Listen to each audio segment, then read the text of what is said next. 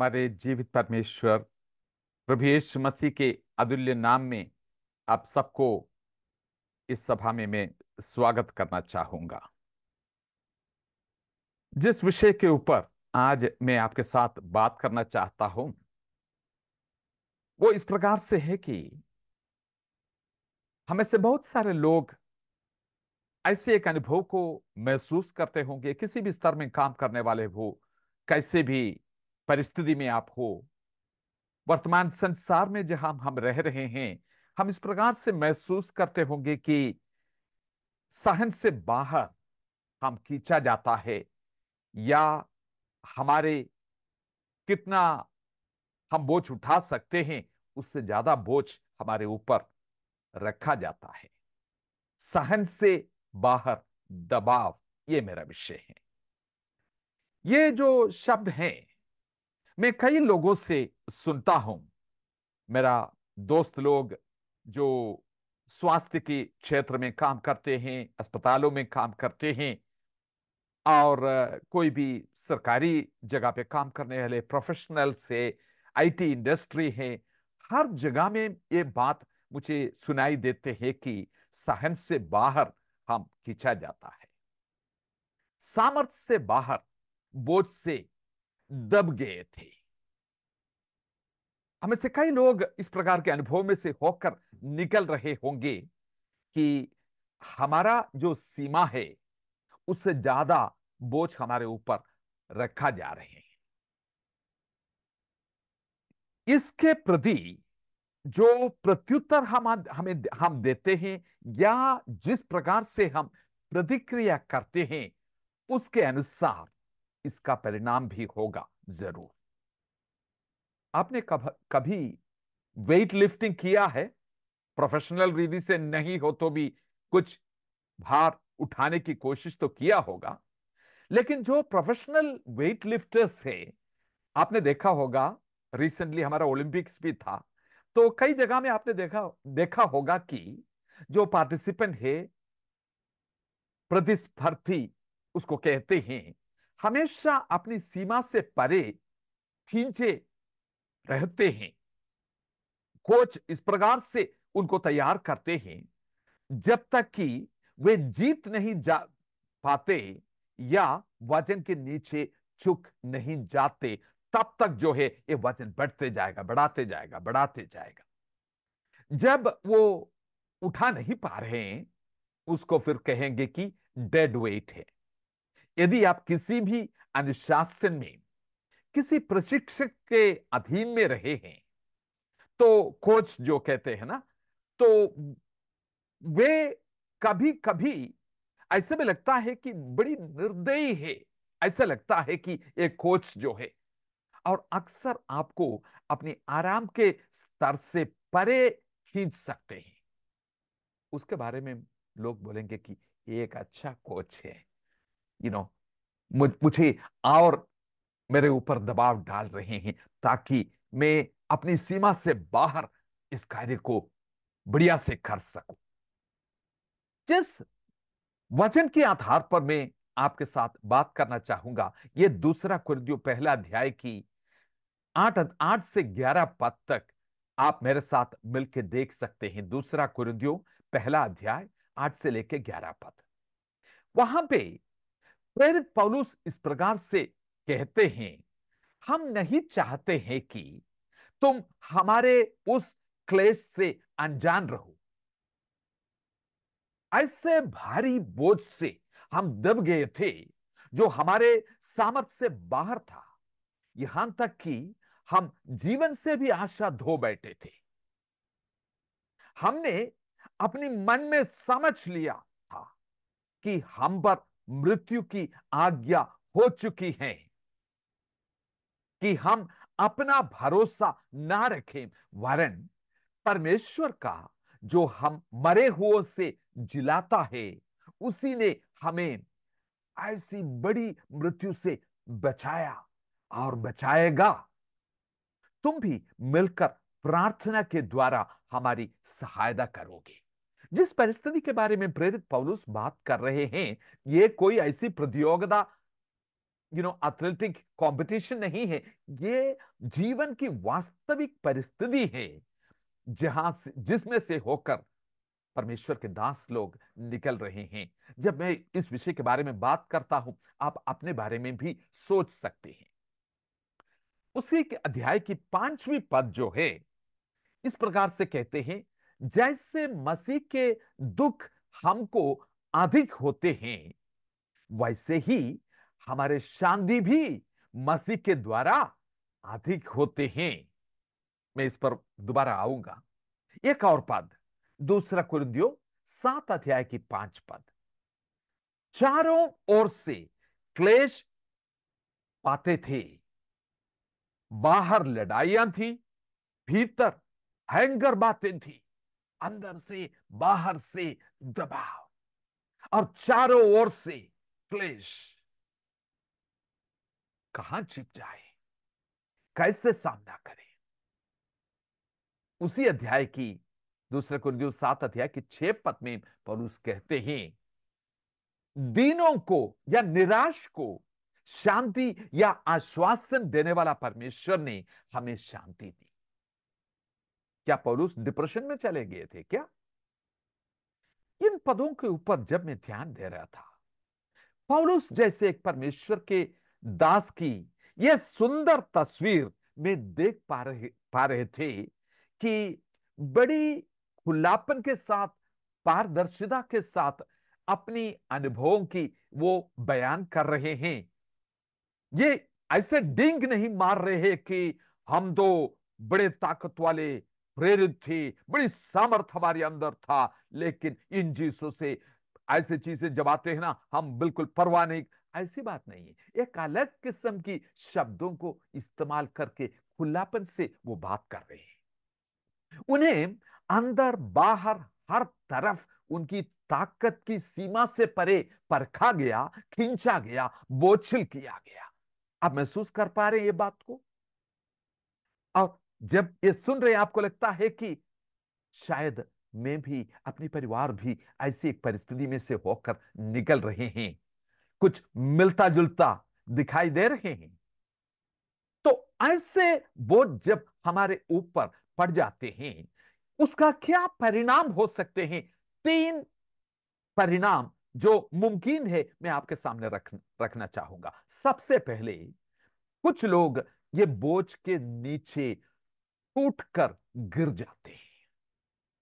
दूसरा, हिम्मत खोकर निराशा की ओर झुक जाते हैं कुछ लोग। और तीसरा, स्वयं की सामर्थ या अपनी सामर्थ से आगे देखकर परमेश्वर पर भरोसा रखें और मृत्युंजय की सामर्थ में जिए। ये तीसरा एक प्रत्युत्तर है, प्रतिक्रिया है। पौलुस उसके साथ साथ ये बात भी बताते हैं कि हमें प्रार्थना की, संतों की प्रार्थना की हमें जरूरत है, जिसके ऊपर बहुत गंभीर रीति से हम टिका हुआ है, भरोसा रखते हैं। मेरे प्रियो, अकेला संघर्ष करना और बोझिल लगते हैं। कितनी अद्भुत अनोखा दृष्टिकोण इस इंसान का। जब इस 2 कुरिन्थियों 1 अध्याय की शुरुआत की ओर हम देखते हैं, 3 पद में वो अपनी परमेश्वर को देखते हैं और उसके बारे में ऐसे वर्णन करते हैं कि दया का पिता और सब प्रकार की शांति का परमेश्वर। नजर परमेश्वर के ऊपर रखते अपना वर्णन शुरुआत करते हैं। कुछ नया नाम इसी कारण से वो बता पा रहे हैं। ऐसा नहीं है कि अपनी वर्णन इस प्रकार से शुरू करते हैं कि हम परेशान हैं, हम परेशान हैं, हम परेशान हैं। नहीं, अपनी समस्याओं को देखने से पहले अपने परमेश्वर को देखो। यही बात वहां पे दिखते हैं। बहुत बार इस प्रकार से होते हैं कि जब अपनी समस्याओं की ओर हम ध्यान देते हैं, उसी के ऊपर केंद्रित होते हैं, कई बार हमारा दृष्टि उस परमेश्वर की ओर से हट जाते हैं कितनी अद्भुत बात है कि जब हम परमेश्वर की ओर देखते हैं, एक नई रीति से उनको देख पा रहे हैं, एक नई नाम उनको देख पा रहे हैं कि दया की पिता और सब प्रकार की शांति का परमेश्वर। 5 पद में एक आश्वासन संभावना देने वाले प्रभु के रूप में उसके बारे में बताते हैं, और यह भी बताते हैं कि उनकी ओर से जो आश्वासन आते हैं वो हमारी संकट या क्लेश जो है उससे बहुत बढ़कर है। जब सप्लाई जो है मांग से अधिक हो तो कोई संकट नहीं है। फिर आप सहमत है इस बात की? सप्लाई जो है डिमांड से भी ज्यादा ज्यादा है, फिर कोई परेशानी नहीं है। मैं आपको पूछना चाहता हूं, व्यक्तिगत रीति से आपकी हालत क्या है? क्या आप अपनी क्षमता, ताकत या संसाधनों की सीमा से परे खिंचाव महसूस करते हैं? व्यक्तिगत रूप में, परिवार के रूप में, सेवकाई के क्षेत्र में। ये जो कुछ बातें मैं बताने जा रहा हूं, सुनते ये इसके ऊपर ध्यान दे दीजिए कि ये स्टेटमेंट्स, जो कथन जो है उसके साथ मेरा कोई तालमेल है कि नहीं। कुछ कहते हैं मैं अभी इसको हैंडल नहीं कर पाऊंगा, ये मेरे सहने से बाहर है। एक मां बाप के रूप में कोई कहते हैं मैं एक ऐसे सीजन में से होकर निकलता हूं, बिल्कुल मैं थक गया है और मेरे अंदर यह ताकत नहीं है, क्षमता नहीं है कि मेरे बच्चे जो है, जो समस्याएं मेरे सामने रख रहे हैं, सवालें मेरे सामने उठा रहे हैं, मेरे पास उसका जवाब नहीं है। एक स्पाउस के रूप में, पति या पत्नी के रूप में क्या आप महसूस करते हैं विश्वासी होके जिस रीति से मेरा बुलाहट है मसीह यीशु को इनके सामने दर्शाने में मैं असफल हो चुका है, और मुझे नहीं लगता है कि यह मेरे से हो पाएगा। एक चरवाहे के रूप में क्या आपने ऐसे महसूस कर रहे हैं मैं बिल्कुल थक चुका हूं, मेरे सारे ऊर्जा खर्च हो चुका है, मेरे अंदर अभी कोई एनर्जी नहीं है कि इन लोगों को मैं चरवाही करूं, क्योंकि जिसको मैं अगुवाई कर रहा हूं वो नीचे की ओर चले जाते मुझे दिखाई देते, मेरे काम प्रभावशाली नहीं है लग रहे। एक विश्वासी के रूप में जितना किया मैं बटोरने की कोशिश किया, लेकिन काम पूरा होने की आधा होने के पहले ही मेरा सारे हियाव खत्म हो चुका है। परमेश्वर की एक संतान के रूप में क्या ऐसे महसूस करते हैं? मैं एक ऐसे जगह पे अपने आप को पाता हूं और मैं चकित हो जाता हूं, कब तक मैं इसमें आगे बढ़ूंगा? जो कार्य करने के लिए मेरा बुलाहट अपने जीवन में परमेश्वर ने दिया, लेकिन मुझे ऐसा लगता है कि मेरे अंदर कोई ताकत नहीं है इसको करने के लिए। एक सलाहकार, एक मेंटर के रूप में आपको लगता है कि मेरे अंदर वो विजडम नहीं है, वो बुद्धि और समझ नहीं है कि जिसको मैं सलाह दे रहा हूं उसको आगे में ले चलूं। एक अगुवे के रूप में ऐसे महसूस करते हैं कि इतनी बादल छाया हुआ है और ऐसे एक निराशा की हालत में है, बिल्कुल फॉगी जैसे दिखाई देते हैं, और जिनको मैं अगुवाई दे रहा हूं कोई सही मार्गदर्शन, डायरेक्शन मुझे दिखाई नहीं दे रहे हैं। मेरे प्रियो, अगर ऐसे है तो सावधान रहे। हमारा दुश्मन जो है हर तरह से, हर दिशा में आपको स्ट्रेच करने के लिए, खींचने के लिए कोशिश कर रहे हैं। हर कार्य क्षेत्र में आप इस खिंचाव को महसूस करेंगे। इस बात को ध्यान देना, परमेश्वर ये अनुभव में से होकर जाने के लिए आपको अनुमति दे रहे हैं, ताकि आपकी सीमा के, सामर्थ की सीमा से बाहर जाके कुछ कार्यों के लिए इन दिनों में आप तैयार हो जाए। तो यहां से हम आगे कैसे चले जाएंगे? कई परिस्थितियों को मैंने बताया। तीन विकल्प जो है ऐसे बोझ के नीचे दबने से, तीन विकल्प को मैंने आपके सामने रखा। सबसे पहले विकल्प यह है, इस बोझ के नीचे टूट कर गिर पड़े। मेरे अंदर कोई क्षमता नहीं है कि अभी कुश्ती लड़ने के लिए। इसका एक चिन्ह इस प्रकार से होते हैं कि जिस कार्य को करने के लिए मैं आगे निकल पड़ता हूं, चिड़चिड़ापन मेरे अंदर आ जाते हैं, धीरज खो जाते हैं, कभी कभी अपने आप को अकेला महसूस करते हैं, ज्यादा वार्तालाप भी करना नहीं चाहता, लोगों से बिल्कुल ही अलग किस्म की अपने आप को एक अलगाव महसूस करते चल रहा हूं। संगति से भी धीरे धीरे मैं अलग हो रहा हूं। अपनी स्वयं विश्वास के ऊपर भी शक आ रहे हैं। संगति के जो मौका आते हैं कभी कभी बोरिंग लगते हैं, और बिल्कुल मुझे अच्छा लगता है कि कभी कभी मैं एक प्राइवेट पर्सन के रूप में बस ऐसे रहूं, ज्यादा लोगों के साथ मिलके भी ना रहूं।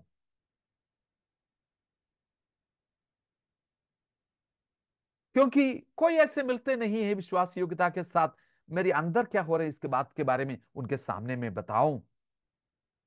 मेरा विश्वास जो है एक जीवित विश्वास के तरह दिखाई नहीं दे रहे हैं। परमेश्वर बहुत दूर दिखाई दे रहे हैं और वास्तविक नहीं दिखता। कुछ भी करने की मन नहीं है किसी भी कारण से। ये आपका वर्णन तो नहीं है? ध्यान से आगे बढ़िए दूसरा विकल्प की तरफ। जैसे मैंने बताया, जो निराशा में पड़कर निराशा की गड्ढे में पड़ जाए और जीने की आशा भी खो बैठे, आशा रहित, निराश होकर, आशा रहित होकर, एक जीवित आशा अंदर नहीं है, निराशा की ओर झुक जाते हैं। ये दूसरी विकल्प है। अंदर एक बड़ी बोझ महसूस करते हैं। पहले तो बड़ी हिम्मत वाले थे। किसी को आपने बताया भी होगा कि पहले तो जब ऐसी परिस्थितियां आते थे मैं बहुत हिम्मत वाले थे, पता नहीं मुझे क्या हो गया। ऐसे दिलों में भय, चिंता और निराशा की गहरी भावना भर जाती है, जिसकी कारण रातों की नींद भी नहीं आती, धीरज खो जाते हैं, बुलाहट से हटकर और रास्ता ढूंढते हैं। मेरे प्रियो, ये दोनों विकल्प के अलावा एक तीसरा विकल्प आपके सामने है। ये विकल्प को क्रियात्मक रूप में आपको चुनने की जरूरत है। वो क्या है? स्वयं की सामर्थ्य से आगे देखकर परमेश्वर पर भरोसा रखें और मृत्युंजय की सामर्थ्य में जिए। ये आशा की ओर झुकने वाली बात है। एक ऐसी परमेश्वर अभी वर्तमान है और क्रियाशील है, जो ऐसे रास्ता अपनाते हैं अपनी कनिष्ठ विश्वास की आधार पर, जो कन्विक्शन उनके अंदर है उसी की आधार पर आगे की कदम वो रखते हैं। पौलुस यही निर्णय अपने जीवन में लेते हुए दिखाई देते हैं।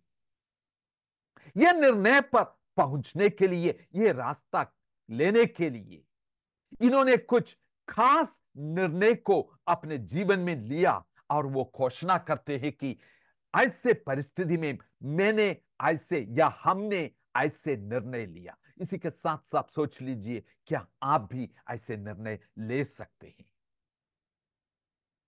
कई जगह में जो मोटिवेशनल मैसेजेस जो सुनते हैं, स्वयं पर भरोसा रखो, आत्मविश्वास रखो, और उसके साथ साथ जो चाहते हैं अपने ऊपर घोषणा करो और विश्वास करो कि ऐसे ही होगा। आपने सुना है मोटिवेशनल स्पीच, आत्मविश्वास, स्वयं पर भरोसा रखो, उसी से आपका ताकत आएगा।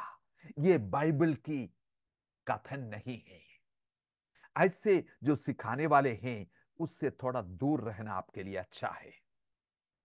जो भी आप घोषणा करते हैं, अगर परमेश्वर ने उसकी वायदा नहीं दिया है और उसके लिए जो शर्तें उन्होंने रखा है, उन शर्तों को, कंडीशंस को पूरा नहीं करते हैं, उसके बिना घोषणा करना, दावा करना सिर्फ हवा और आवाज है, उसमें कोई मूल्य नहीं है। स्वयं पर भरोसा और अपनी समझ की सहारा लेके ना चलो मेरे प्रियो। परमेश्वर लगातार क्रियाशील है। वो इस जगह पे आपको और मुझको पहुंचाना चाहते हैं कि अपनी कमजोरी को हम महसूस कर पाए, निराश होने के लिए नहीं, निर्भरता के लिए। निर्भरता में आपको और मुझसे मुझको वो लाना चाहते हैं, इसलिए वो क्रियाशील है। और वो वॉलंटरी वीकनेस, वो कमजोरी को अपने आप स्वीकार करें। दूसरा कुरिन्थियों 12:9 सब लोग जानते हैं। और उस कहते हैं कि उसने मुझे बोला, मेरे अनुग्रह तुम्हारे लिए काफी है, क्योंकि तुम्हारे कमजोरी में सामर्थ सिद्ध हो जाते हैं। परमेश्वर का सामर्थ मेरी कमजोरी में सिद्ध हो जाते हैं। इसलिए बड़ी खुशी के साथ, आनंद के साथ इस बात पर मैं घमंड करूंगा, अपनी कमजोरियों में मैं घमंड करूंगा, क्योंकि यही रास्ता है परमेश्वर की सामर्थ मुझ में वास करे। 10 पद, मसीह के लिए निर्बलताओं में, क्लेशों में मैं प्रसन्न हूं। कई बातें वहां बताते हैं, मैं प्रसन्न हूं ऐसी परिस्थिति में, कष्टों में, क्लेशों में, निर्बलताओं में। पौलुस उस बात के रहस्य को हमें बताते हैं कि कैसे हम निडर होके सामर्थ के साथ खड़े हो सकते हैं। जब हम सीमा के बाहर खींचा जाता है, वो अपनी सामर्थ के ऊपर भरोसा नहीं रखते हैं, परमेश्वर की असीम सामर्थ के ऊपर वो भरोसा रख रहे हैं। दूसरा कुरिन्थियों 4 अध्याय की 7 पद कहते हैं, you know the surpassing greatness of power. ये परमेश्वर की असीम सामर्थ जो है, ये हमारी ओर से नहीं है, ये परमेश्वर की ओर से है। मेरे प्रियो, जब सामर्थ से बाहर खींचा जाता है, तभी सीमा के बाहर अनुभव करने वाले जो सामर्थ की स्तर पर आप पहुंच पाएंगे। ये जो स्तर है, निर्भरता की स्तर है, परमेश्वर के ऊपर निर्भर होना। यही जगह है एक व्यक्ति परमेश्वर के लिए ललायत हो जाएंगे। वो कहेंगे कि प्रभु के बिना मैं कर नहीं सकता। ये वही चित्र को दर्शाते हैं। आपको याद है याकूब, जो परमेश्वर के दास, जिसको इस्राएल नाम दिया गया था, वो पूरा रात जो है कुश्ती लड़ रहे थे। और लास्ट में जब उनको पता चला कि मैं हारने वाला हूं, लेकिन मैं इसको छोड़ूंगा नहीं, कुल्ले की हड्डी उखड़ने से कमजोर आदमी अपनी आखिरी आउंस ऑफ एनर्जी जो उसके अंदर बचा हुआ है, उसी से उनको पकड़ लेते हैं। और वो कहते हैं कि आप मुझे आशीष दो, नहीं तो मैं आपको छोड़ूंगा नहीं। जो मैं हूं, मैं परमेश्वर की अनुग्रह से हूं। सो सबसे पहले उनका निर्णय क्या था? सबसे पहले निर्णय यह था, हम अपने ऊपर भरोसा नहीं रखेंगे। कई बार निर्णय पर, गलत निर्णय पर इसलिए पहुंचते हैं, अपनी सीमा को देखते हैं और बोलते हैं कि मेरे से होगा नहीं, अपने ऊपर भरोसा रखने से यह होगा नहीं। दूसरी बात, अपने ऊपर भरोसा नहीं रखेंगे। दूसरी बात क्या है? मृतकों में से जिलाने वाले परमेश्वर के ऊपर हम भरोसा रखेंगे। हमें तो हर परिस्थिति में क्विक सॉल्यूशन चाहिए, बहुत जल्दी समाधान चाहिए। दर्द हम सह नहीं सकते हैं, मृत्यु के बारे में सोच भी नहीं सकते हैं। अगर किसी भी किस्म की नुकसान हो, उस डायरेक्शन में थोड़ा सा खिंचाव महसूस करते हैं, तुरंत जो है पैनिक बटन प्रेस कर देते हैं।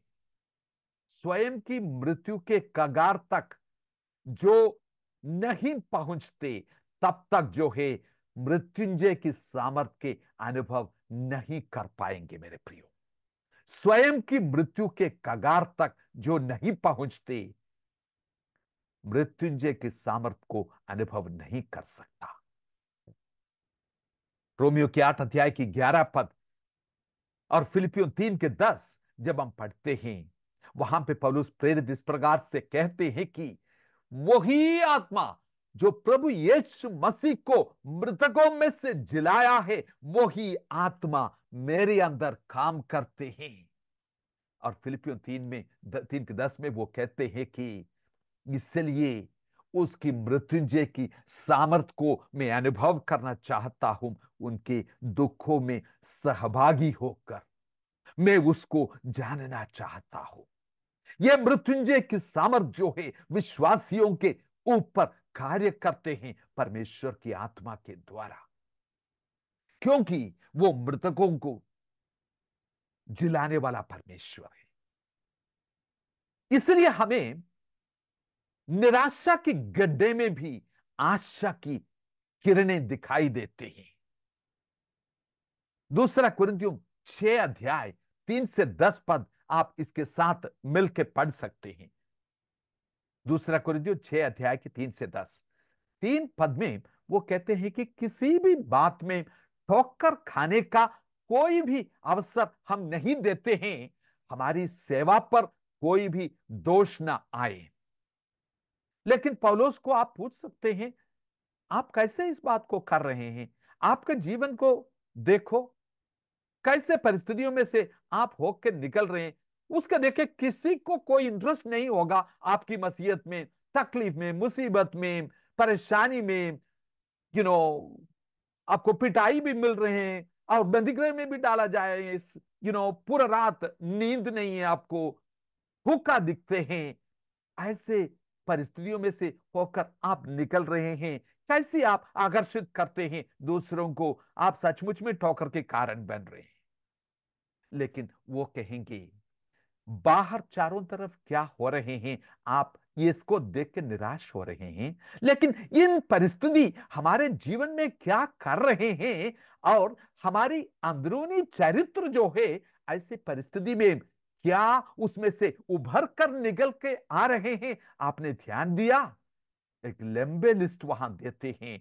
ऐसी परिस्थिति में, ऐसी बाहरी जो वातावरण है, अनुभव है, उसके बीच में पवित्रता के साथ, धीरज के साथ, दयालुता के साथ, परमेश्वर की आत्मा में भरे हुए, सच्ची वो प्रेम से उभरते हुए, परमेश्वर की वचन को थामे रखते हुए, परमेश्वर की सामर्थ में आगे बढ़ते हुए, धार्मिकता की जो हथियार है, दाई हाथ में बाई हाथ में दोनों में, ऑफेंस एंड डिफेंस, परमेश्वर खुद हमारा ऑफेंस और डिफेंस है। उसी को साथ लेके हम चलते हुए आपको दिखाई नहीं देते हैं। इसलिए इस संसार के लिए हम अनजान रहे, अजनबी रहे, लेकिन परमेश्वर के सामने हम जाने माने हैं।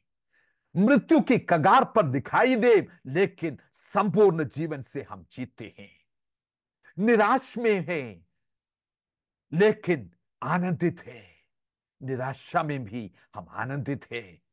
हम कंगाल दिखते हैं, लेकिन बहुतों को हम धनी बनाते हैं।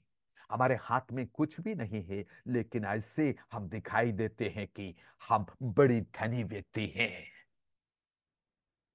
कैसी जीवन शैली! यह देख के कह सकते हैं कि इसमें कुछ चीज है जो हमें आकर्षित करते हैं मसीह की ओर। सेवकाई की विश्वसनीयता, और मसीहत की सुंदरता इसी से बढ़ते हैं मेरे प्रियो। कैसे खड़े रहा जब खींचा गया, हर तरह से और सहन से बाहर। हमारे भविष्य उज्जवल है उसमें। हिम्मत ले परमेश्वर के बच्चे। तीसरी बात, तो पहले बात, अपने आप पर भरोसा नहीं रखता। दूसरा, मृतकों को जिलाने वाले परमेश्वर के ऊपर हम भरोसा रखते हैं। तीसरी बात वो कह रहे हैं कि हमने हमारी आशा उसमें टिका रखा है। उस पर भरोसा रखना उत्तम है मेरे प्रियो। मनुष्यों में भरोसा रखने से परमेश्वर में भरोसा रखना उत्तम है, क्योंकि वो ही हमारी एकमात्र आशा है। कुलुस्सियों 1:27, मसीह यीशु जो हम में है, महिमा की आशा ये मसीह है। इसलिए हमारी इस आशा की स्थिरता मसीह में से होकर स्थिर आशा निकलते हैं। पहला थिस्सलुनीकियों 1:3 में वो कहते हैं, हमारी आशा इस चीज के लिए नहीं है कि अच्छे दिन आने वाला है, परिस्थितियां बदलने वाला है, उस पर नहीं है हमारा आशा। हमारा आशा फिर किस पर है? यशायाह की 28 अध्याय की 21 पद में जिस प्रकार से लिखा है, परमेश्वर उठ खड़े हो जाएंगे अपने कार्य को करने के लिए, उस अनोखे काम को करने के लिए, अपने कार्य को करने के लिए, उस असाधारण कामों को करने के लिए। उस पर हमने अपनी आशा टिका रखा है, मनुष्य की वायदे के ऊपर नहीं। हम आपकी आशा कहां पर टिका रखा है? उन स्वर्गीय वस्तुओं के ऊपर आप अपने मन को लगा रखा है। कुलुस्सियों 3:1 और 2, और यशायाह की 26 अध्याय के 3 पद भी कहते हैं, जिसका मन उस पर टिका हुआ है वो संपूर्ण शांति में जिएंगे, शलोम शलोम में वो जिएंगे, जिसका मन उस पर टिका हुआ है। आपके मन कहां पर टिका हुआ है? एक चौथी बात पौलुस कह रहे हैं, यह भी हमारा निर्णय है, हमारा पक्का विश्वास है कि वो हमें छुड़ाएगा। एक नई ही आव, चाहे किसी भी परिस्थिति में हम है, परमेश्वर हमें छुड़ाएगा। और जब हम आशाहीन दिखाई देते हैं, उस परिस्थिति में एक शक्तिशाली छुड़ाने वाला हमारे आंखों के सामने दिखाई देते हैं। मेरे प्रियो, मैंने बताया कि हर जगह, हर परिस्थिति में लोग पिछा जाते हैं, लेकिन परमेश्वर जो है, बड़ी शक्तिशाली दुश्मन और गहरे गड्ढे और जो बड़ी दानव जिसके हाथ में से हमको छुड़ाते हैं, जो हम सामना करते हैं, ये सारी चीजें, बड़ी दानव जो है, उनके सामने कुछ भी नहीं है मेरे प्रियो। हमारे हिम्मत उस इस रीति से घोषणा करें। इब्रानियों 13:6 में लिखा है, यही घोषणा करो। हम बड़ी हियाव के साथ कहेंगे, अगर अगर परमेश्वर हमारी सहायक है तो मनुष्य हमारा क्या कर सकते हैं, क्या बिगाड़ सकते हैं? ये हियाव जो है, स्वयं की आत्मविश्वास से नहीं है, अपने स्वामी को जानने से उभरते आने वाला एक हियाव है। पांचवी बात वो कहते हैं कि हमारे साथ मिलके प्रार्थना करो। हमें प्रार्थना की जरूरत है, बहुतों की प्रार्थना के हमें जरूरत है। मैं इस समय आपको एक बात पूछना चाहूंगा। पौलुस जैसे परमेश्वर के दास कह रहे हैं कि हमें प्रार्थना की जरूरत है, आपके लिए प्रार्थना करने वाले कौन है? आप सोच रहे हैं कि कलीसिया में एक प्रार्थना का रिक्वेस्ट आपने रख दिया, बस संडे को आपने बता दिया और पूरे हफ्ते में ये लोग प्रार्थना कर रहे हैं, सोच रहे हैं? उनमें से शायद 2% लोग भी आपके लिए प्रार्थना नहीं कर रहे। किसके साथ मिलके आप प्रार्थना कर रहे हैं, किसके साथ आप जुड़े हुए हैं प्रार्थना करने में। आपके लिए प्रार्थना करने वाले लोगों को आपने खड़ा किया है, अपने लिए एक ऐसी संबंध को आपने बनाया है। जितने लोगों को आपने इर्द गिर्द में रख सकते हैं, आपके लिए प्रार्थना करने वालों को बड़ी ध्यान के साथ इस कार्य को आप करें, इंटेंशनैलिटी के साथ। आपको ये महसूस करते हैं कि दूसरों की प्रार्थना की मुझे जरूरत है। ये सिर्फ बोलने वाली बात नहीं है। फिलिपियों की पुस्तक 4 अध्याय की 13 और 14 पद भी आप देख सकते हैं। मैसेज ट्रांसलेशन जब मैं पढ़ता हूं मुझे बहुत अच्छा लगता है। वहां पे इस प्रकार से पौलुस कहते हैं, कुछ भी परिस्थिति में मैं हूं, जो कुछ मेरे पास है, मुझे ऐसा लगता है कि इन परिस्थितियों में से होकर मैं जयवंत होकर निकल सकेंगे, क्योंकि परमेश्वर विश्वास योग्य है। लेकिन इसका यह मतलब नहीं है कि आपकी मदद की मुझे जरूरत नहीं है, मुझे बहुत जरूरत है। और वो कहते हैं कि it was a beautiful thing that you came along side with me in my troubles. मेरे कष्टों में, क्लेशों में, ये बहुत ही सुंदर और सुहावनी बात है कि आप मेरे इर्द गिर्द में आए, मेरे साथ चले। ये बहुत ही सुंदर और सुहावनी है। हाँ प्रियो, हो सकता है कि आपके अंदर ही आवृत्ति मैं कर पाऊंगा ये, जो मसीह मुझे सामर्थ देते हैं उस मसीह में ये कर पाऊंगा, आप सोच रहे हैं। लेकिन वो बुद्धिमान व्यक्ति जो नम्र है, और वो अपने विश्वासी भाई बहनों से कहेंगे, ये एक बहुत ही सुंदर और सुहावनी चीज थी। जो मसीही समाज मेरे चारों तरफ है, वो मेरे संग चलते ही बड़ी सुंदर चीज है, इसकी मुझे जरूरत है। और मैं बड़ी धन्यवादी हूं।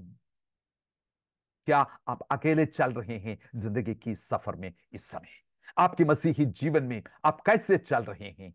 कौन है वो व्यक्ति आपके संग चल रहे हैं, आपके इर्द गिर्द में है और आपको उत्साह देते हैं और प्रार्थना करते हैं? क्या आप मुड़ के उनको बोला, आप जो कर रहे हैं एक बहुत ही सुंदर चीज से मैं बड़ी आभारी हूं? आपने बोला। कई बार शब्दों को इस्तेमाल करना भी लोग पसंद नहीं करते। एक हाथ जोड़ने वाली सिंबल भेज भेज देते हैं, और धड़कने वाले एक दिल को भेज देते हैं।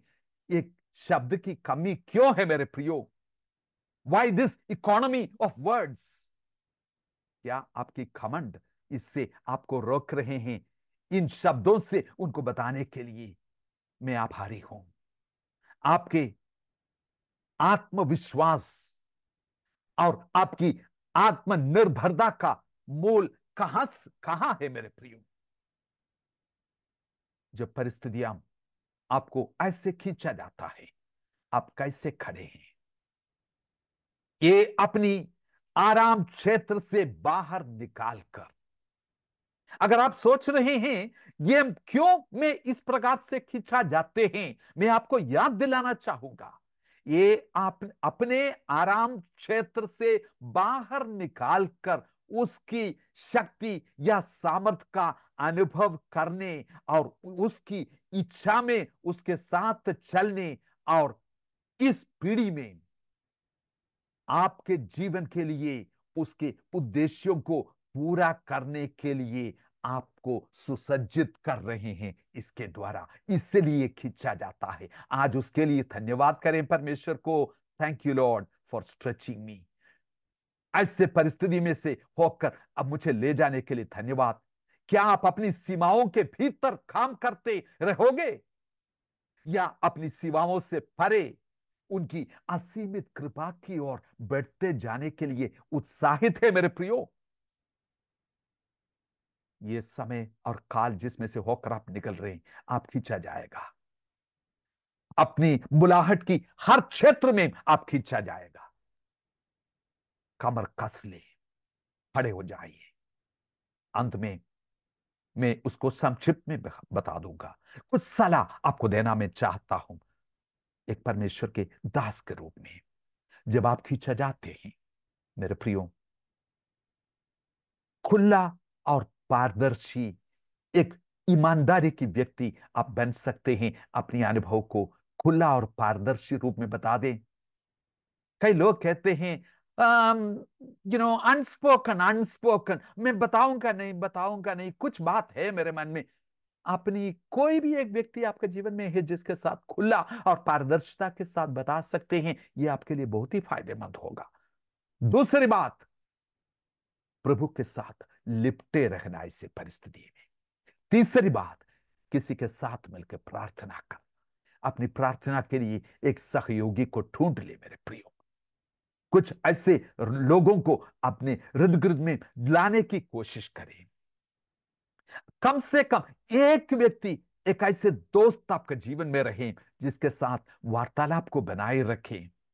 क्योंकि जिस काम के लिए आप बुलाए गए हैं, उस काम के उसका वेरी नेच स्वभाव जो है, उसके कारण से कई बार हम अकेलापन से होकर चलते हैं। आपका स्टडी, अपनी तैयारी, अपने काम, अपनी सेवकाई कई बार अकेला करना पड़ते हैं। और अंत में यह सलाह है, अटूट हिस्सा, एक मसीही समाज की अटूट हिस्सा बने। उस भार के नीचे खड़े रहो जो प्रभु तुम पर डालता है, और उसे उस शक्ति से सहन करो जो सामर्थ्य वो देता है। यही सच्ची दृढ़ता है मेरे प्रियो। आप इस पीढ़ी में और इस समय में उनके उद्देश्यों को पूरा करते हुए विजयी होंगे। आप इसके लिए धन्यवाद रहेंगे कि परमेश्वर, आपने मुझे इस तरह से खींच लिया। हर तरह से मैं खींचा गया, लेकिन मेरा भरोसा बढ़ गया। अपने आप में भरोसा नहीं रखेंगे, परमेश्वर पर भरोसा रखेंगे। मेरी आशा उस पर टिके रहेंगे, और ये एक अटूट विश्वास कि वो मुझे छुटकारा देंगे, और मुझे दूसरों की प्रार्थना की जरूरत है। आप क्या निर्णय लेते हैं जब खींचा जाते हैं? मेरी आशा है कि इस वचन के द्वारा परमेश्वर आपके दिल से बातचीत कर रहे हैं। मेरे प्रियो, पौलुस के जीवन के अनुभव से, सेवकाई की जो खिंचाव उन्होंने महसूस किया, उसकी अनुभव से कुछ बातें सबक सीखे। प्रभु के लिए एक वीर योद्धा के समान अग्रसर होके जीवन से भी बढ़कर आगे निकले। टूट के गिरने के लिए नहीं, निराशा की ओर झुकने के लिए नहीं, प्रभु की ओर आशा रखते हुए जीवित आशा के साथ अग्रसर होके आगे जाएं। प्रभु इसके लिए आपको मदद करें। प्यारे परमेश्वर, अपने दास दासियों को आपके सामर्थ्य हाथ में देते हैं। इस वचन के द्वारा आप इनकी हियाव को बढ़ा दें परमेश्वर, बड़ी हिम्मत दे परमेश्वर। और प्रार्थना करते हैं कि उत्साह के साथ फिर से आप इनको भरें प्रभु। कितनी क्लेश बढ़ रहे हैं, उससे बढ़कर आपकी संभावना इनको दे परमेश्वर। ये कभी कमी कटी में रहने के लिए नहीं, क्लेश कैसे सहेंगे, खींच खींच के जाने के लिए नहीं, उभरते हुए जीवन जीने के लिए आप मदद करें। आपके अनुग्रह बहुतायत से उंडेले आदर और महिमा हम जीवते परमेश्वर को देते हैं, और ये सब कुछ हम मांगते हैं हमारी उद्धारकर्ता और जीवित परमेश्वर प्रभु यीशु मसीह के नाम से। सुनौदया से ग्रहण कीजिए। आमीन। God bless you. आपके दूसरे भाई बहनों को जरूर ये संदेश आप भेज दीजिए। एक दूसरे को उत्साह कीजिए। प्रभु आपको मदद करे।